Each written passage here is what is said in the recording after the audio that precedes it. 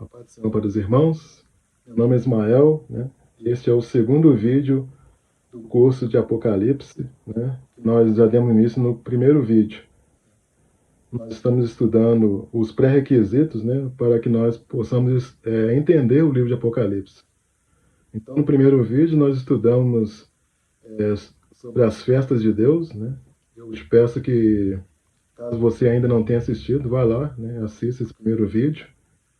E nesse segundo vídeo nós vamos estudar um outro pressuposto, né? Um outro pré-requisito para que nós possamos entender melhor o livro de Apocalipse, que é as duas casas de Israel.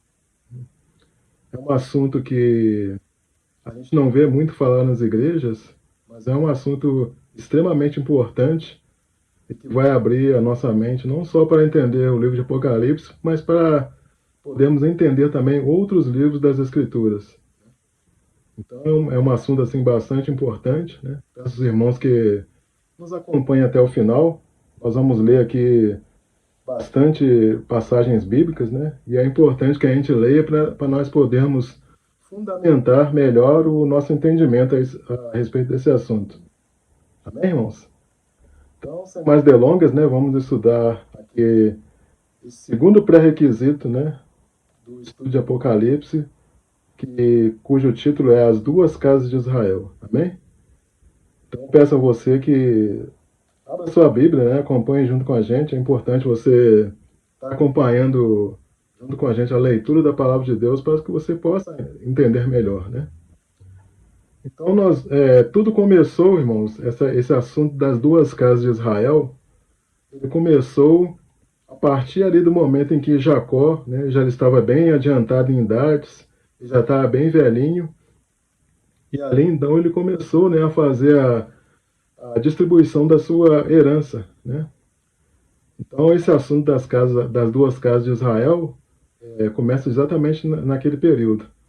Então nós vamos ler aqui inicialmente no livro de Gênesis, capítulo 48, nós vamos estar lendo a partir do versículo 8. Amém? Acompanhem com a gente. Versículo 8 diz assim: Tendo Israel visto os filhos de José, disse: Quem são estes? Respondeu José a seu pai: São meus filhos que Deus me deu aqui. Faz-os chegar a mim, disse ele, para que eu os abençoe. Os olhos de Israel já se tinham escurecido por causa da velhice, de modo que não podia ver bem. José, pois, fê-los chegar a ele, e ele os beijou e os abraçou. Então disse Israel a José: Eu não cuidara ver o teu rosto, eis que Deus me fez ver os teus filhos também. E José, tirando-os dentre os joelhos de seu pai, inclinou-se à terra diante da sua face. Essa expressão, tirando dentre os joelhos, significa tirando do seu colo, né?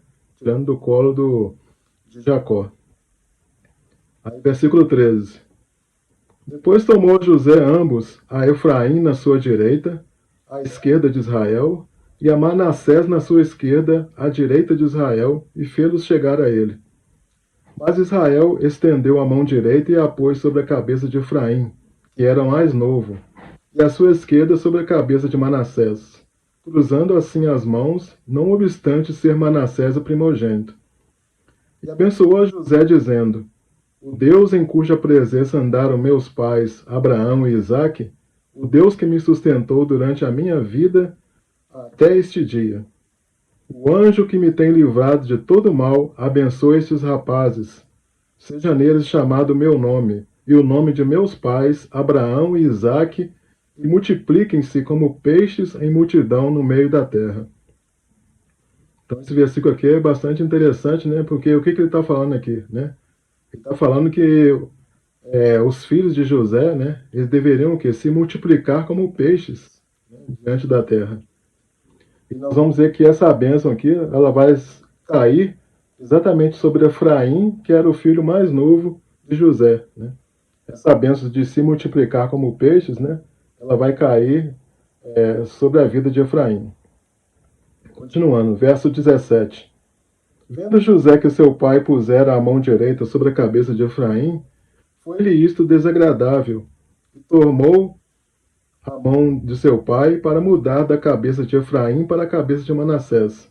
E disse José a seu pai: Não assim, meu pai, pois o primogênito é este. Põe a mão direita sobre a cabeça dele. Mas seu pai o recusou e disse: Eu sei, meu filho, eu sei, ele também será um povo, também ele será grande, contudo seu irmão menor será maior do que ele, e a sua descendência será uma multidão de nações. Então nós vemos aqui que a bênção da multiplicação da multidão de nações, ela caiu sobre quem? Ela caiu sobre Efraim, né? E essa expressão aqui, multidões de nações, quando nós vamos analisar lá no hebraico, né, essa palavra multidão de nações nós podemos também traduzir como plenitude dos gentios. Então essa palavra ela pode ser traduzida como plenitude dos gentios. Então aquela promessa de multiplicação das nações, né, que ela começou desde Abraão, né, de Abraão passou para Isaac, depois de Isaac passou para Jacó. Essa bênção, então, ela foi transmitida para Efraim. Essa bênção foi transmitida para Efraim. E nós sabemos que a primogenitura, né, o direito de primogenitura, ele era dividido em três partes, né? Ele se podia se dividir na dupla porção, no reinado e no sacerdócio. Então nós sabemos que o sacerdócio ele ficou com Levi, a dupla porção ela ficou com José, né, através dos seus filhos Efraim e Manassés, e o reinado, né, ele foi para Judá. Né. Rúben, apesar de ser o primogênito, ele não recebeu herança exatamente porque ele teve um probleminha lá no passado, quando ele se deitou com Bila, que era concubina, né, de Jacó. Então, por essa razão, ele não recebeu a herança. Quem recebeu a herança no lugar dele foi Judá. Então, nessa primeira fase, nós vemos aqui, então, né, Efraim, né, recebendo o quê? A bênção, né, que foi dada inicialmente para Abraão, depois para Isaac e depois para Jacó. E aí a história continua, né, a história de Israel continua. Nós sabemos que mais para frente, o povo de Israel, eles pedem um rei ao Deus, né? Fala que aquela nação também queria um rei. E aí o que acontece, né? Vem os três reinados, né? Vem o período do reinado de Israel, né? Que começou com Saul, depois Davi, depois Salomão. E quando a gente vai lá para o reinado de Salomão, que foi o último reinado, né?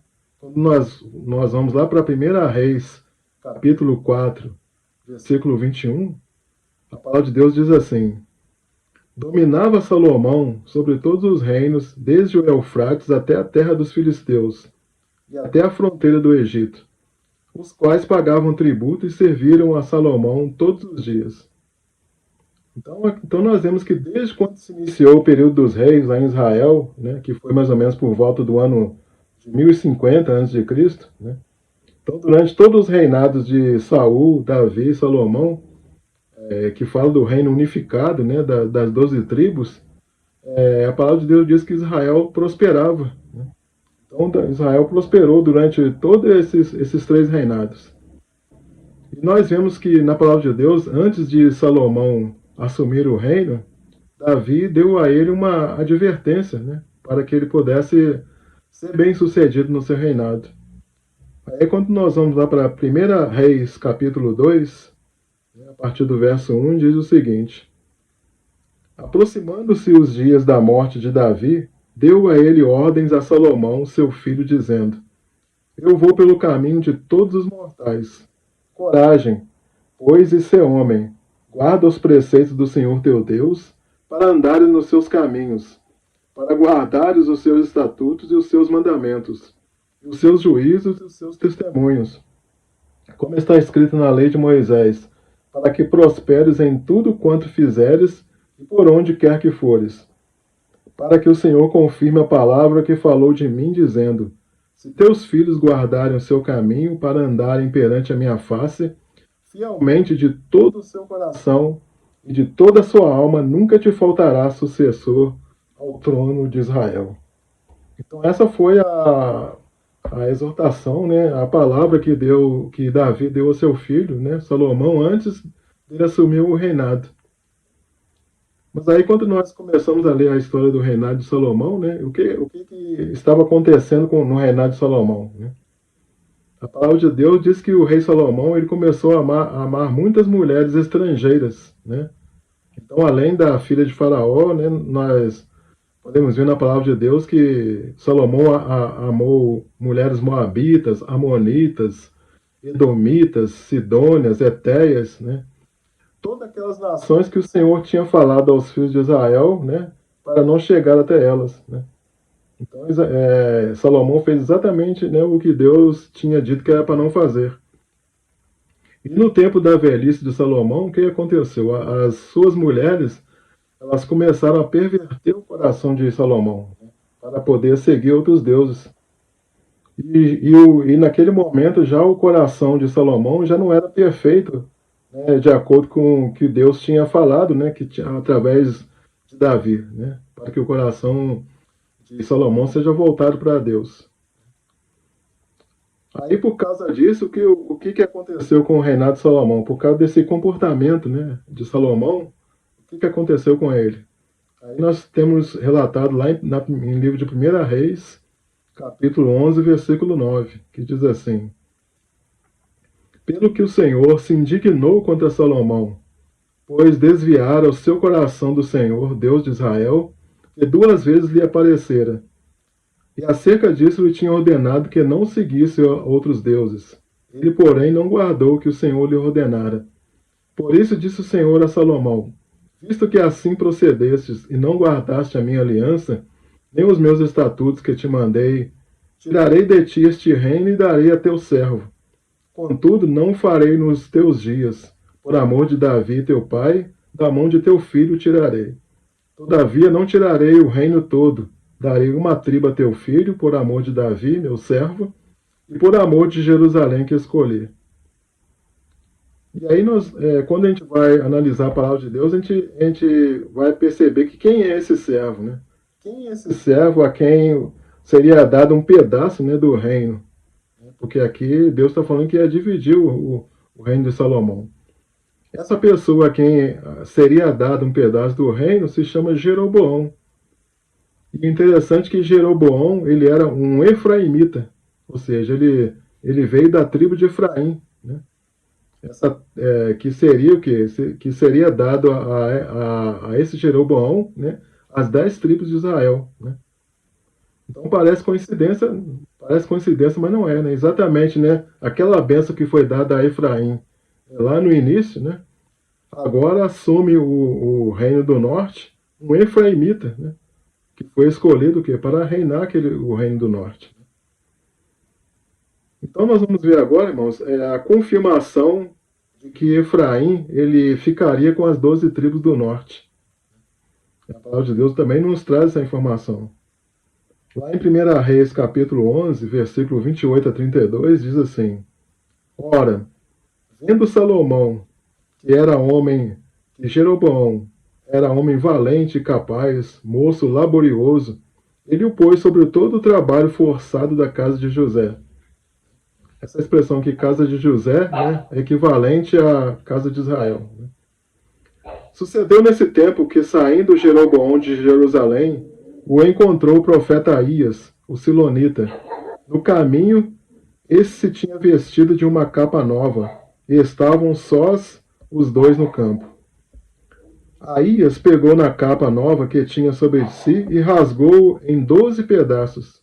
E disse a Jeroboão: Toma 10 pedaços, porque assim diz o Senhor Deus, o Deus de Israel: Eis que rasgarei o reino da mão de Salomão e te darei 10 tribos.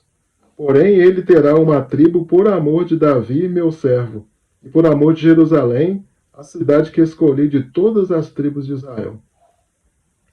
Então nós temos aqui uma confirmação, né, através do profeta Aías, de que Jeroboão, né, ele assumiria 10 reinos, né, no momento em que ele pegou aqui a capa nova, né, e rasgou aqui em 10 pedaços.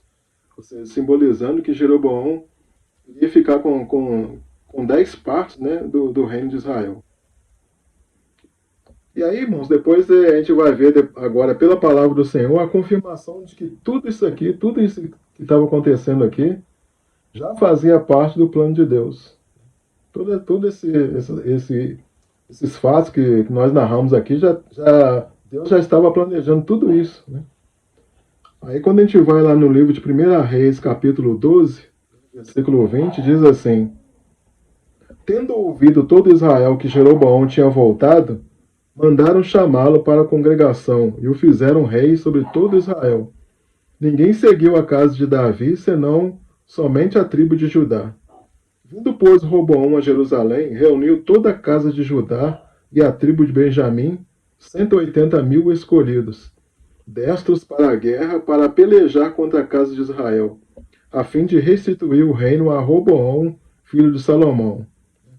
Roboão, filho de Salomão, foi ele que assumiu o reino do sul, né? que continha 12 tribos.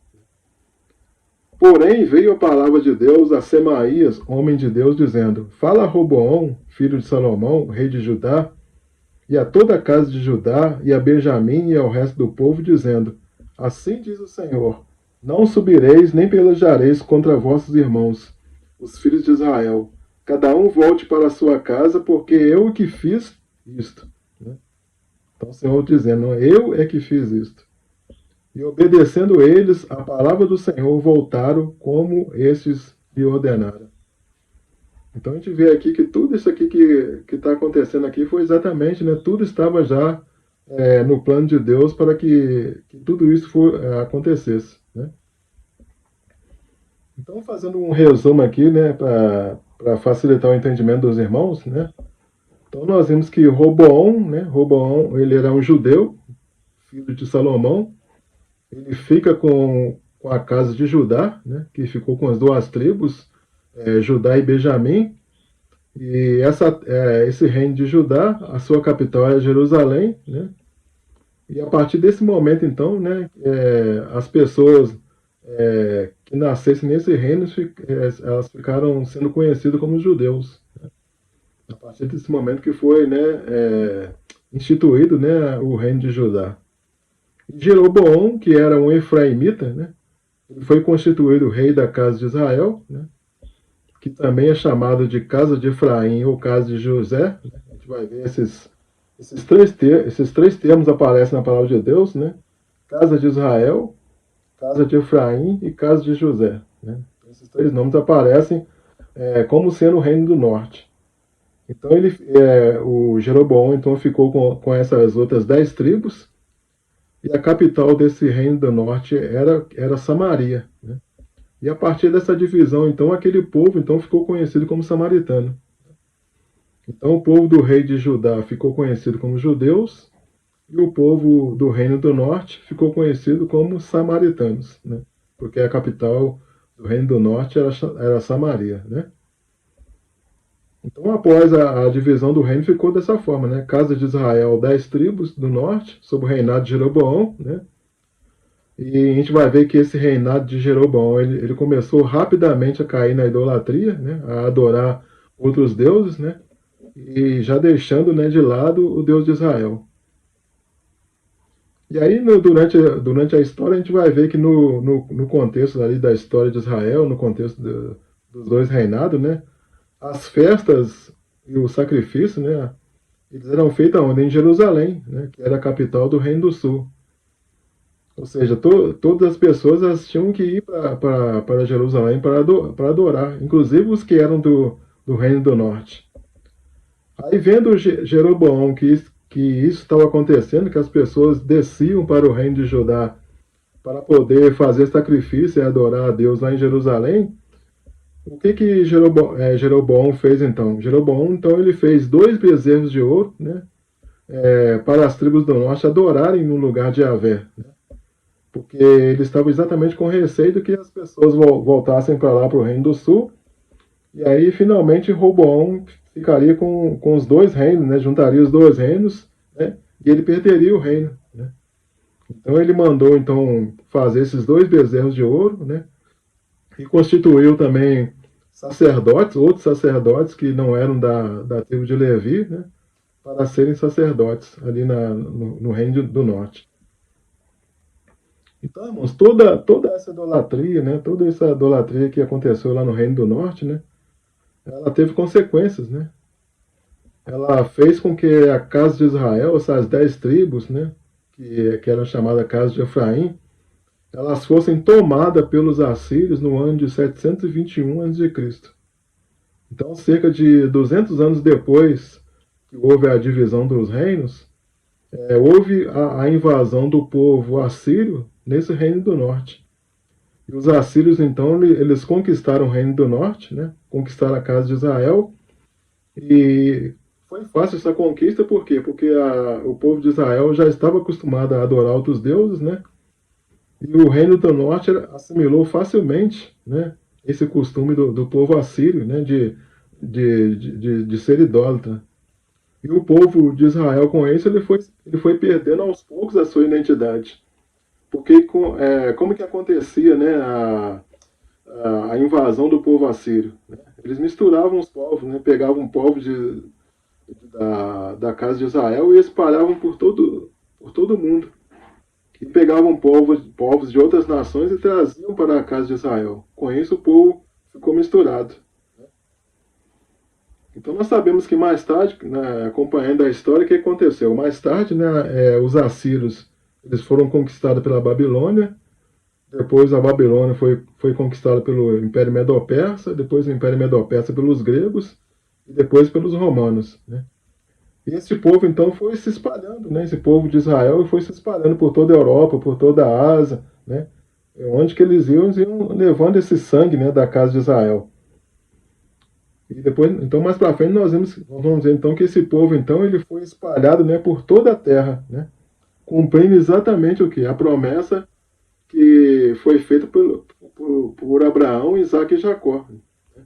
Então, aquela bênção, né, que Jacó colocou sobre Efraim, né, está se cumprindo aqui no sentido de que a descendência de Efraim ela está sendo o quê? Distribuída por todas as partes da terra, né? E depois também nós vimos também que no ano de 586 a.C., a casa de Judá também, né, ela é levada cativa para a Babilônia e ela fica durante 70 anos, né, cativa, né, do povo babilônico, né? Mas depois que terminou esse cativeiro, o povo voltou novamente, só que eles não perderam a sua identidade e seus costumes. Né? Diferente do povo de Israel, que perdeu toda a sua identidade. Então, irmãos, até então aqui, né, nós estamos mostrando então, né, a evolução, né, de como surgiu, né, essa questão das duas casas de Israel. Então nós vimos que começou lá em Gênesis, né, com a bênção de Jacó, depois passou pelos reis, passou por Salomão, pela divisão do reino. E agora nós temos uma outra passagem também que nos ajuda no entendimento dessa questão das duas casas de Israel, que é o profeta Oséias.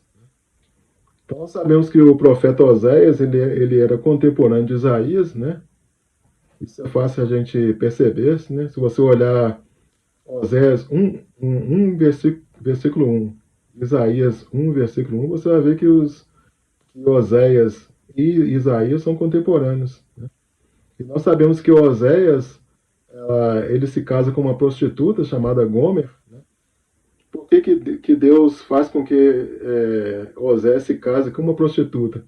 Exatamente para mostrar que o povo de Israel, né, que era a esposa de Deus, né, ela estava se prostituindo com outros deuses. Né? Ela estava se prostituindo com os bezerros de ouro. Então, através dessa mulher do profeta, Deus queria mostrar para Israel que o povo estava se prostituindo.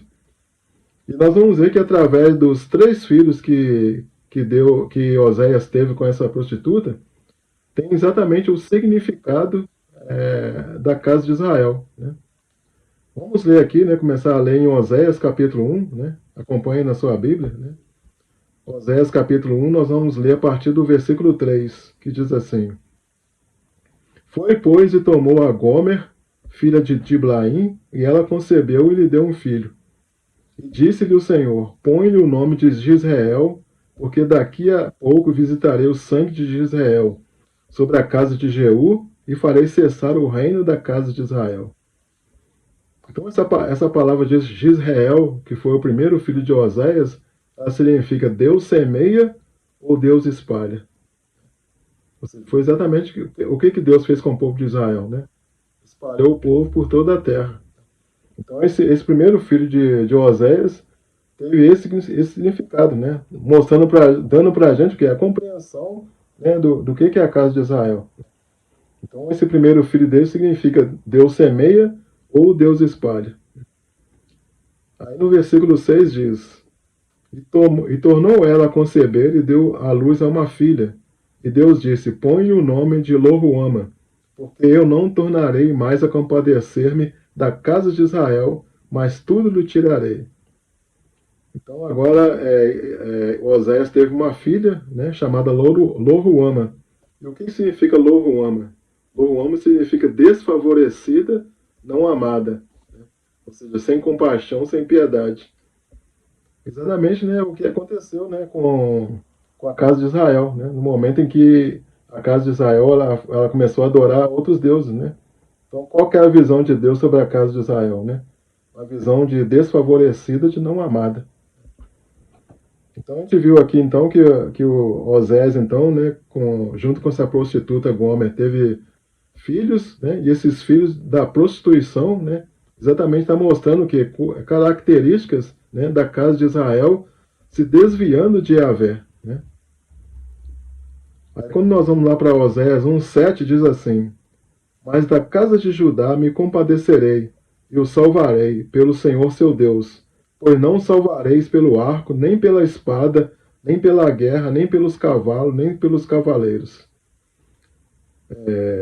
Versículo 9. Disse o Senhor a Oséias: põe-lhe o nome de não meu povo, porque vós não sois meu povo, nem eu serei o vosso Deus. Agora, Oséias tem um terceiro filho, né? O terceiro filho, Deus pediu para ele pôr o nome de Loami, né? Esse Loami significa o quê? Não meu povo. Ou seja, mais uma característica, né, do povo de Israel. Versículo 10. Todavia o número dos filhos de Israel será como a areia do mar, que se não pode medir nem contar. E acontecerá que no lugar onde se lhes dizia, vós não sois meu povo, se lhes dirá, vós sois filhos do Deus vivo. Todavia, através dessa promessa sobre Efraim, Deus rejeitou a casa de Israel, né? Então, no lugar de maldição, agora Deus está colocando o quê? Deus está colocando bênção, né? Então, vê que agora está mudando a história, né? Versículo 11, ó. Os filhos de Judá e os filhos de Israel se congregarão e constituirão sobre si uma só cabeça e subirão da terra, porque grande será o dia de Israel. Então, o que Deus está falando agora? Deus está falando agora que ele vai pegar essas duas casas, né, a casa de Judá e a casa de Israel, vai unificar. Eles agora serão um só povo. Aí, quando nós vamos para o capítulo 2 de Oséias, né, versículo 14, diz assim: portanto, eis que eu a atrairei e a levarei para o deserto e lhe falarei o coração. Então, a gente vê aqui que começa então a promessa de Deus, né, para poder trazer de volta a casa de Israel. Que agora nós podemos chamar o quê? Dos gentios, né? Porque como a casa de Israel ela se espalhou por todo o mundo, né? Nós podemos chamar essa casa de Israel dos gentios. Aí capítulo 2, versículo 16 diz assim: naquele dia, diz o Senhor, ela me chamará meu marido, está se referindo agora à casa de Israel, né? Ela me chamará meu marido e já não me chamará meu Baal. Da sua boca tirarei o nome dos Baalins, e não mais se lembrará desses nomes. Naquele dia farei a favor dela aliança com as bestas feras do campo, e com as aves do céu, e com os répteis da terra, e tirarei desta o arco, e a espada e a guerra, e farei o meu povo repousar em segurança. Desposar-te-ei comigo para sempre. Desposar-te-ei comigo em justiça, e em juízo, em benignidade e em misericórdias. Então, está mostrando aqui a casa de Israel, né, que agora, né, são os gentios, né? capítulo 2, versículo 20, diz assim: Desposar-te-ei comigo em fidelidade, e conhecerás o Senhor. E acontecerá que naquele dia eu responderei, diz o Senhor. Responderei aos céus, e estes responderão à terra. A terra responderá ao trigo e ao mosto, e ao óleo, e estes responderão a Israel. Semearei Israel para mim na terra, e compadecer-me-ei da desfavorecida, e da não meu povo direi, tu és meu povo, e ele dirá, tu és meu Deus. Então nós vemos aqui mais uma vez confirmando, né, que a junção agora das duas casas de Israel, né, Deus trazendo, né, a casa de Israel de volta. Né. E aí, irmãos, nós vamos ler agora mais um versículo, né, que confirma, né, essa questão da junção das duas casas de Israel. Quando a gente vai lá para Jeremias, que já é um profeta que veio depois, né, depois de Isaías e Joel, Isaías e Oséias, né? Lá em Jeremias capítulo 31, versículo 31 diz assim: Eis aí vem dias, diz o Senhor, em que firmarei nova aliança com a casa de Israel e com a casa de Judá. Né? Está falando das duas casas, né? Ou seja, judeus e gentios, né? A casa de Judá são os gentios e a casa de Israel são... Aliás, a casa de Judá são os judeus e a casa de Israel são os gentios, né? Versículo 32. Não conforme a aliança que fiz com seus pais no dia em que os tomei pela mão, para os tirar da terra do Egito, porquanto eles anularam a minha aliança. Não obstante eu os haver desposado, diz o Senhor. Porque esta é a aliança que firmarei com a casa de Israel depois daqueles dias, diz o Senhor. Na mente lhes imprimirei as minhas leis, também no coração lhes escreverei. Eu serei o seu Deus, e eles serão meu povo. Então aqui já está falando que das duas casas já unificadas, né?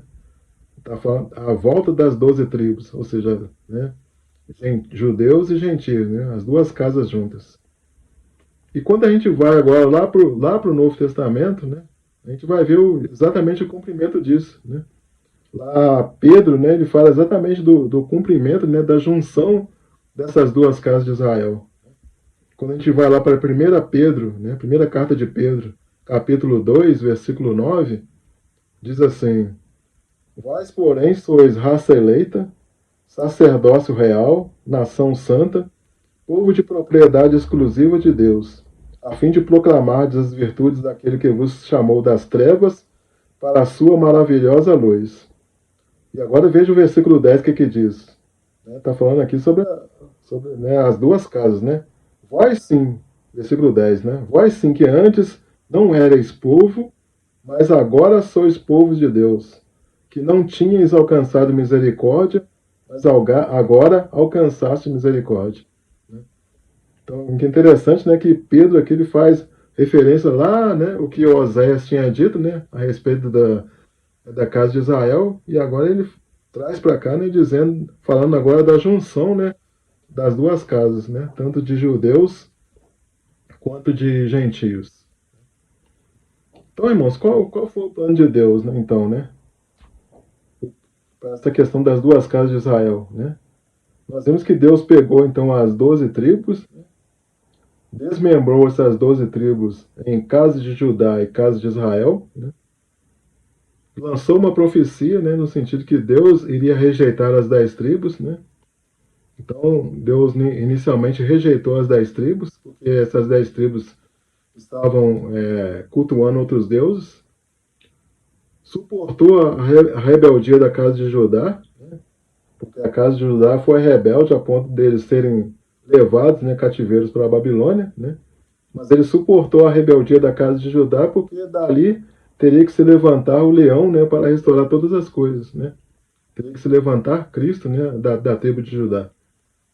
Aí depois nós vimos que essas 10 tribos rejeitadas, né, os membros delas são espalhados pelas nações do mundo, né? E depois o que acontece? Eles são chamados de novo, né, para juntarem a casa de Israel, né? Então o que Deus faz? Deus pega os gentios, né, através da casa de Israel e junta com os da casa de Judá. E hoje nós temos o quê? Casa de Israel e casa de Judá, que compõem o que agora? Compõem o corpo do Messias. Então o corpo de Cristo, né, é composto de quê? É composto da casa de Israel e da casa de Judá, né?